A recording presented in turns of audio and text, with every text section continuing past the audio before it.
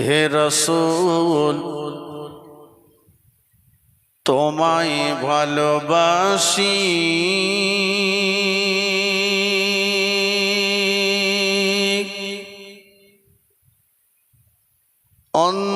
অন্তরেতে শুধু মুখে নয়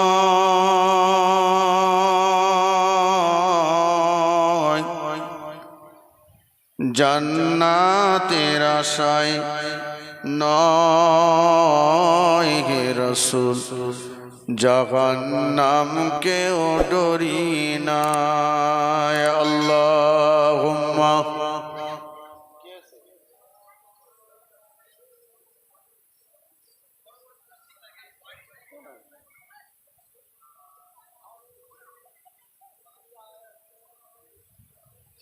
সন্ধ্যের পরে কত যে তোমার ওই নাম শুনিলাম এ চোখে দেখলাম না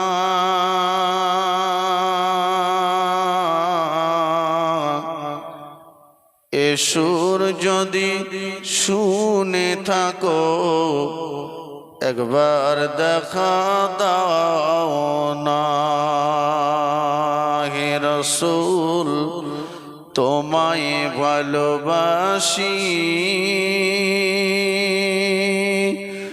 অন্তরেতে শুধু মুখে নয় জান্নাতের আশায় নয় হে রাসূল জাহান্নামকেও ডরি না আল্লাহুম্মা সাল্লি নাহমাদুহু ওয়া নুসাল্লি আলা রাসূলিহিল কারীম আম্মা বা'দ فأعوذ بالله من الشيطان الرجيم بسم الله الرحمن الرحيم يا أيها الذين آمنوا هل أدلكم على تجارة تنجيكم من عذاب عليم تؤمنون بالله ورسوله وتجاهدون في سبيل الله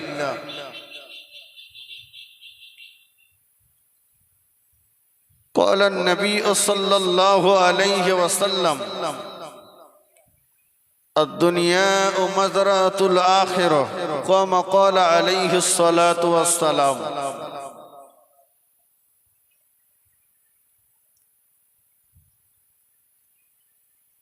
সম্মানিত ওলামায়ে কেরাম মহাসম্মানিত পাক ফুরফুরা দরবার শরীফ থেকে অনাগত औलादे मुजद्दिदे জামান ভাইজান হুজুর কেবলা সম্মুখে উপবিষ্ট আল্লাহওয়ালা মুমিন মুসলমান ভাই ও বাবাজিরা পদ্মার আড়ালে অবস্থিতা পদ্মানাসিনা মা ও বোনেরা শুকরিয়া রব্বুল আলামিনের দরবারে যিনি আমাদেরকে এই মুহূর্তে দুনিয়ার সমস্ত রকম কাজ থেকে ফারেক করে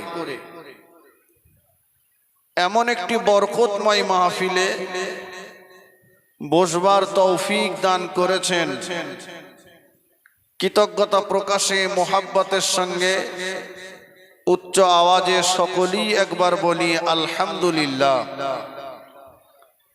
প্রিয় রাসূল সাল্লাল্লাহু আলাইহি ওয়াসাল্লামের পাক দরবারে জানাই অগণিত দরুদ ও সালাম সমাবেত কণ্ঠে সে হক আদায় করতে সকলেই একবার বলি সাল্লাল্লাহু আলাইহি ওয়াসাল্লাম প্যারা হাজির আজকে দিনে কিছু কথা বলার জন্য গ্রন্থ মুকুট আল কোরআন শরীফের অতি পরিচিত আয়াতে কারিমা আমি আপনাদের সম্মুখে তেলাওয়াত করেছি।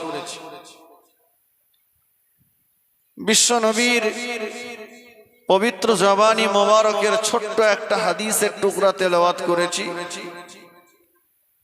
আল্লাহর রহম হলে আপনাদিগের নেক দোয়া পেলে নির্ধারিত সময়ের মধ্যেই কিছু কথা আলোচনা করব আশা রাখছি। বাদবাকি আল্লাহ পাক রব্বুল আলামিনের মোবারক মর্জি। আল্লাহ তৌফিক দেন, বলুন আল্লাহুম্মা আমিন। ভাইরা আমার, বক্তৃতার প্রারম্ভে একটা কথা বলি। যে সময়ে বিশ্ব জুড়ে অশান্তির আগুন দাও দাও করে জ্বলছে, বিশ্ব জুড়ে শুরু হয়েছে মুসলিম নিধন যজ্ঞ, ঠিক কিনা বলে? সেই সময়ে আমাদের এই দূর অবস্থা, জান্নাতের বাগানে বসা মানুষ খুঁজে পাওয়া যাচ্ছে না। এটা যদি দুনিয়ার কোন রাজনৈতিক নেতাদের ডাকা মিটিং মিছিল হতো, শরিয়াতে কোন হারাম নাজায়েজ প্রোগ্রাম হতো, আমার তো মনে হয় নির্দিষ্ট সময়ের আগে থেকেই মানুষ ভিড় করে বসে যেত। কথা সত্য না মিথ্যা? ভাইরা আমার, দুনিয়ার এই জান্নাতের বাগানে বসা মানুষ যদি খুঁজে না পাওয়া যায়, যেদিনকার সম্পর্কে মহান আল্লাহ বললেন ফামাইয়া আমাল মিসকালা জাররাতিন খায়রান ইয়ারা ওয়া মাইয়া আমাল মিসকালা জাররাতিন শাররান ইয়ারা, কেউ যদি এক জাররা পরিমাণ ভালো কাজ করে, ভালো কাজের উচিত বদলা আল্লাহ তাকে দেবেন। আবার কেউ যদি এক জাররা পরিমাণ অন্যায় কাজ করে, অন্যায় কাজের উচিত বদলা আল্লাহ তার কাছ থেকে আদায় করে নেবেন। সেদিন আল্লাহ পাকের সূক্ষ্ম বিচার অন্তে কটা মানুষ আল্লাহর দয়ার জান্নাতে যেতে পারবে? কথা ঠিক কিনা বলুন ভাইরা আমার? ফিরে আসুন। মহান আল্লাহ বললেন ইয়া আইয়ুহাল্লাযীনা আমানু, হে আমার বিশ্বাসী বান্দাগণ, হাল আদুল্লুকুম আলা তিজারাত, আমি আল্লাহ কি তোমাদের এমন ব্যবসার কথা বলবো না, যে ব্যবসায় গেলে পরে, যে ব্যবসাটা করলে পরে তুনজিকুম মিন আযাবিন আলিম, যে ব্যবসায় অংশগ্রহণ করলে, যে ব্যবসা করলে তোমরা আমি আল্লাহ আমার কঠিন আযাব থেকে নাজাত পেয়ে যাবে। সুবহানাল্লাহ বলুন। আল্লাহ বলেছেন, আমার কথা না। আল্লাহ বললেন আমি কি তোমাদের এমন ব্যবসার কথা বলবো না, যে ব্যবসা করলে তোমরা কঠিন আযাব থেকে নাজাত পাবে? ভাই, দুনিয়াতে আমরা বিবি বাচ্চাদের নিয়ে সুখে শান্তিতে বসবাস করার জন্য বিভিন্ন ব্যবসা বাণিজ্য করি, বিভিন্ন পন্থায় টাকা উপার্জন করি। টাকার দরকার আছে না নেই? আছে। হুজুর বলুন আর খেজুর বলুন, সবারই দরকার। জি, তো দুনিয়ায় সুখে শান্তিতে থাকতে গেলে টাকার দরকার, আর আখেরাতে কবরের জীবনে সুখে থাকতে গেলে কিসের দরকার? একটু কথা বলেন। আমলের দরকার, নেকির দরকার। জি, তো দুনিয়াতে আমরা থাকবো কতদিন আর আখেরাতে থাকবো কতদিন? রাসূল পাক সাল্লাল্লাহু আলাইহি ওয়াসাল্লাম বলেছেন, আমার উম্মতের হায়াত গড়পড়তাই 60 থেকে 70 বছর। কেউ হয়তো বলবেন যে আমার বয়স তো 75 হয়েছে। 70 পেরিয়েছে মানে আপনি বর্ডার টপকে গেছেন, সীমারেখা অতিক্রম করেছেন। যে কোনো মুহূর্তে আপনাকে বিএসএফ অ্যাটাক করতে পারে। পাসপোর্ট ভিসা রেডি রাখুন। পাসপোর্ট ভিসা বলতে পাসপোর্ট বানাতে হবে না, আপনি পাক্কা মুসলমান হয়ে যান, এটাই হচ্ছে আপনার পাসপোর্ট। আর মুসলমানের পাসপোর্টের উপরে ঈমানওয়ালার একটা ভিসা লাগিয়ে নেন। শুধু মুসলমান হলে হবে না, ঈমানদার হতে হবে। ঈমান নিয়ে দুনিয়াতে বাঁচুন, ঈমান নিয়ে কবরে চলুন। দুনিয়াতে আল্লাহর সাহায্য পাওয়া যাবে, পাবে ঈমানদারেরা। কবরে, হাসরে, নাসরে, সিরাতে, মিজানে, পুলসিরাতে আল্লাহর সাহায্য কেবলমাত্র ঈমানদারদের জন্য। কথা ঠিক কিনা? ঈমানদারদের জন্য। তো ভাই 60 থেকে 70 এরপরেও রাসূলুল্লাহ বলেছেন আন-নাওমু আখুন মাউত, ঘুম হলো মরণের ভাই। কোন মানুষ যখন ঘুমিয়ে যায়, কিতাবে এসেছে ওই মানুষটার ভিতর থেকে রূহটা বেরিয়ে যায়। ওই রূহটা আসমান আর জমিনের মাঝখানে ঘুরতে থাকে, ঘুরে ঘুরে এসে যখন মানব দেহের ভিতরে প্রবেশ করে তখনই তার ঘুম ভাঙে। এজন্য রাসূলুল্লাহ সাল্লাল্লাহু আলাইহি ওয়াসাল্লাম বলেছেন, ঘুম ভাঙার পরে দোয়া যদি পড়তে নাও জানো, অন্তত এতটুকুই বলো আলহামদুলিল্লাহ, আল্লাহর শুকরিয়া আদায় করো। কারণ ঘুম ভেঙেছে মানে তুমি দুনিয়াতে আছো।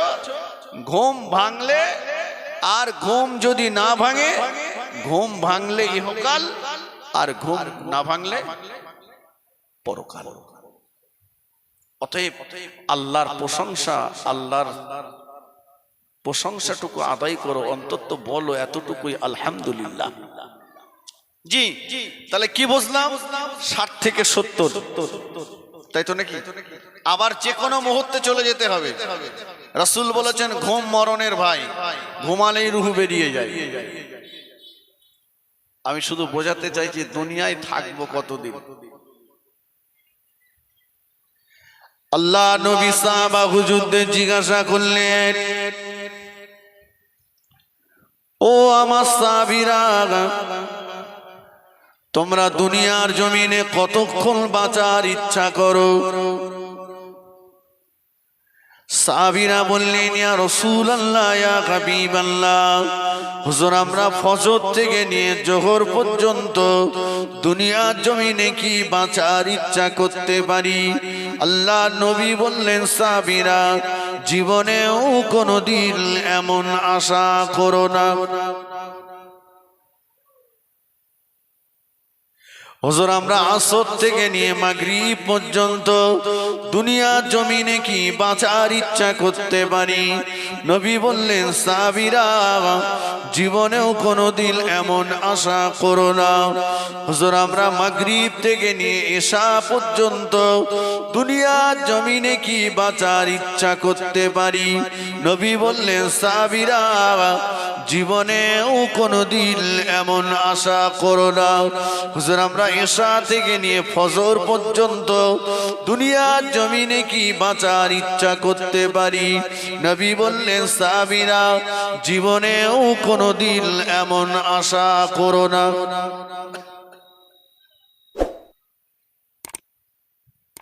জোহর থেকে আসর না, ফজর থেকে জোহর না, আসর থেকে মাগরিব, মাগরিব থেকে এশা না।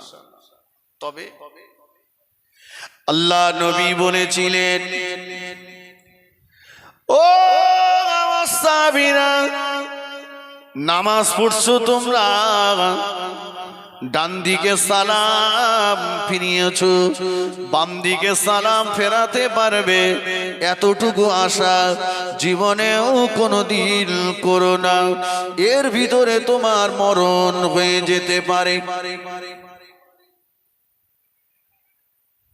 ডান দিকে সালাম ফিরিয়েছো, বাম দিকে ফেরাতে পারবে এ আশা করো না, এর ভিতরই মরণ হতে পারে।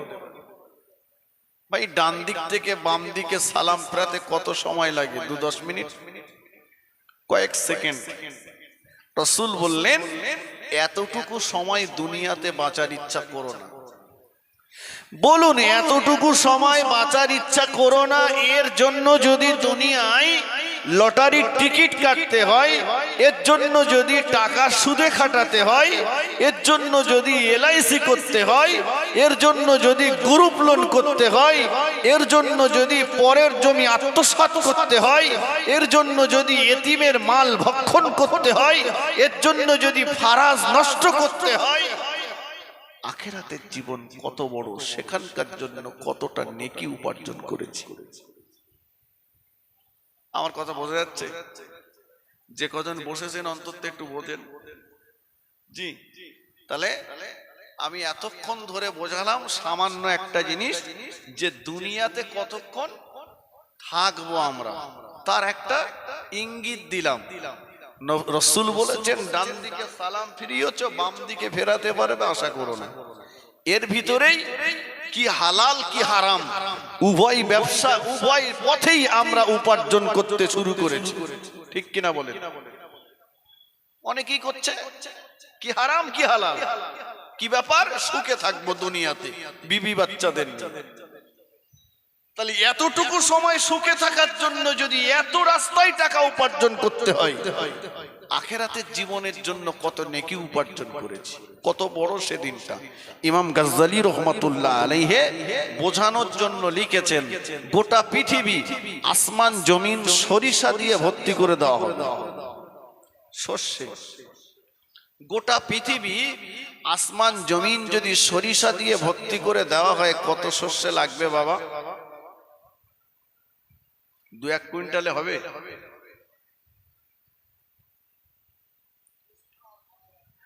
আল্লাহ পাকের আরশে আজিম থেকে একটা সবুজ রঙের পাখি দুনিয়া জমিনে আসবে। পাখিটার আসতে সময় লাগবে 70,000 বছর। দুনিয়া জমিনে এসে পাখিটা বিশ্রাম নেবে 70,000 বছর। কটা 70 হলো? শুনছেন তো নাকি? দুটো। সরিষা দানা একটা গালে করে নিয়ে আল্লাহ পাকের আরশে আজিমের উদ্দেশ্যে রওনা হয়ে যাবে। সময় লাগবে 70,000 বছর। সরিষা দানাটা রেখে দিয়ে পাখিটা বিশ্রাম নেবে 70,000 বছর। কটা 70 হয়েছে? 4টে। অজ বোঝার জিনিস। 4টে দানা গেছে কটা? একটা। ইমাম গাজ্জালী রহমাতুল্লাহ আলাইহি লিখেছেন, ঠিক এই পদ্ধতিতে পাখিটা আসবে আর যাবে, একটা করে সরিষা দানা বয়ে নিয়ে যাবে। আসমান জমিনের মাঝে যত সরিষা দানা আছে সবগুলো বয়ে নিয়ে যেতে পাখিটার যতটা না সময় লাগবে, এর চাইতে হাজার হাজার গুণে বেশি বড় আখিরাতের জিন্দেগি। কত বড়? জি, অনন্তকাল। তো যেখানে অনন্তকাল থাকবো সেই জায়গাটার জন্য কতটা নেকি উপার্জন করেছি, এটাই হচ্ছে আজকের ওয়াজ। আমার কথা বোঝা গেছে? এবারে আসুন, আল্লাহ বললেন, বান্দা ব্যবসা করো, ব্যবসা করলে নাজাত পেয়ে যাবে কঠিন আযাব থেকে। কি? তুমিনুনা বিল্লাহ। 3টে ব্যবসার কথা আল্লাহ বলেছেন। 1 নাম্বার 1 আল্লাহ বলেছেন তুমিনুনা বিল্লাহ, বান্দা তোমরা আমি আল্লাহ, আমার উপরে বিশ্বাস ভরসা স্থাপন করো। একটু জোরে বলুন, একটু জোরে বলেন। বান্দা তোমরা বিশ্বাস করো হায়াতের মালিক আমি আল্লাহ। বান্দা তোমরা বিশ্বাস করো মউতের মালিক আমি আল্লাহ। বান্দা বিশ্বাস করো রোগ দেওয়ার মালিক আমি আল্লাহ, রোগ থেকে শেফা দেওয়ার মালিকও আমি আল্লাহ। বান্দা তোমরা বিশ্বাস করো রুজির মালিক আমি আল্লাহ, বেরুজির মালিকও আমি আল্লাহ। বান্দা তোমরা বিশ্বাস করো সন্তান দেওয়ার মালিক আমি আল্লাহ, সন্তান কেড়ে নেওয়ার মালিকও আমি আল্লাহ। বান্দা তোমরা বিশ্বাস করো ইজ্জত দেওয়ার মালিক আমি আল্লাহ, বেইজ্জতির মালিকও আমি আল্লাহ। 1 নম্বর ব্যবসা আচ্ছা, আল্লাহর উপর বিশ্বাস আছে? একটু হ্যাঁ না বলে। আমার তো মনে হয় যতটা না বিশ্বাস আর ভরসা আল্লাহর উপরে, তার চাইতেও বেশি বিশ্বাস আর ভরসা দুনিয়ার রাজনৈতিক দলের লিডারদের উপরে। ভুল বলেছি আমি?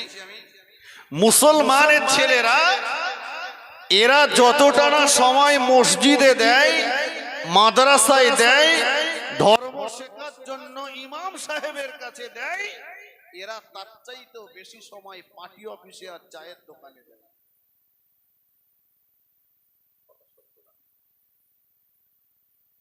আজকে কোথায় আমাদের সেই বিশ্বাস নেই?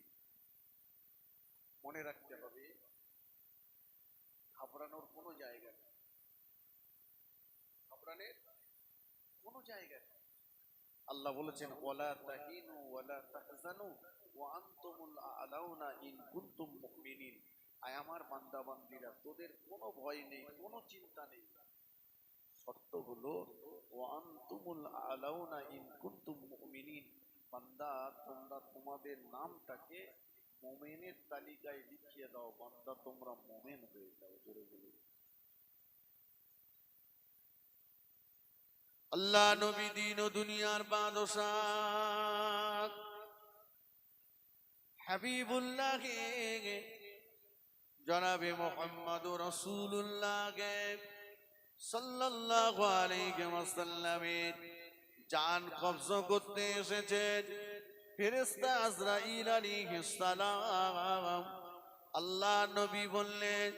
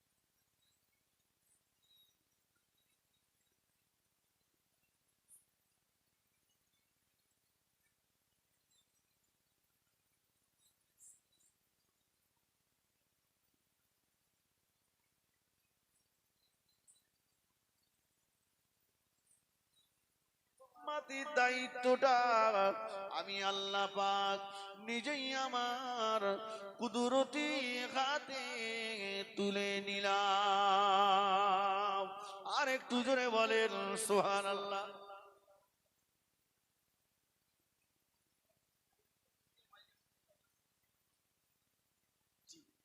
তাহলে আমাদের দায়িত্ব কার হাতে? একটু জোরে বলেন। আল্লাহর হাতে। যার দায়িত্ব তার ভয় থাকবে বাপ?